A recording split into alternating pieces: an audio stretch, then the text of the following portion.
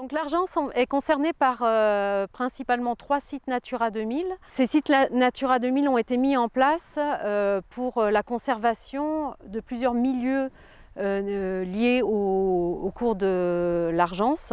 Pour beaucoup d'oiseaux, de chauves-souris qui sont dépendants de ce cours d'eau, aussi des tortues aquatiques, les tortues cistudes qui sont présents plus sur les affluents, mais un petit peu par ici aussi.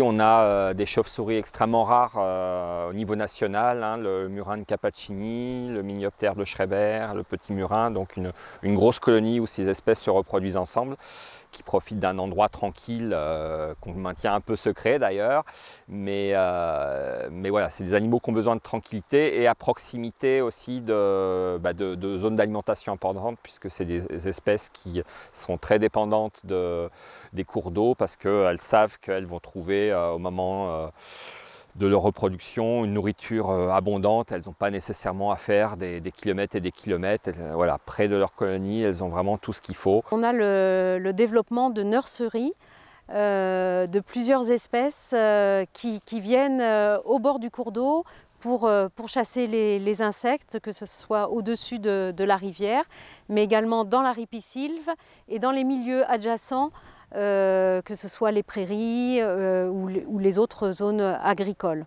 Il y a trois éléments qui font la biodiversité. Il y a bien évidemment la qualité générale, mais hormis cet aspect descriptif, on est dans le fonctionnel avec l'hétérogénéité du milieu. Plus le milieu est hétérogène et plus il offre des zones de refuge.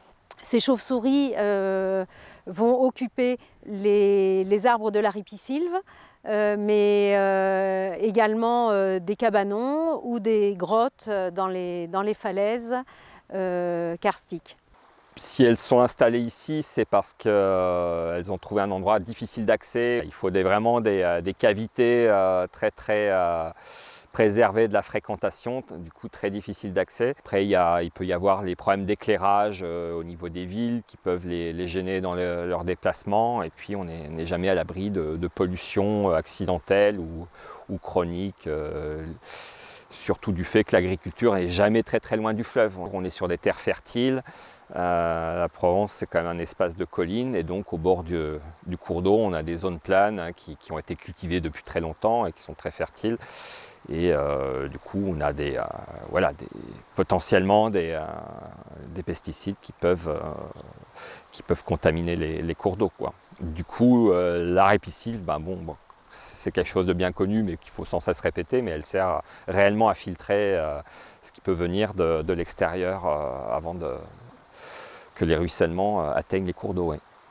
La contrainte, c'est effectivement qu'on les laisse tranquilles et que l'eau reste de bonne qualité, puisque si la qualité se dégrade, la nourriture, les invertébrés seront moins abondants ou moins intéressants pour eux, et voilà, ça posera beaucoup de problèmes.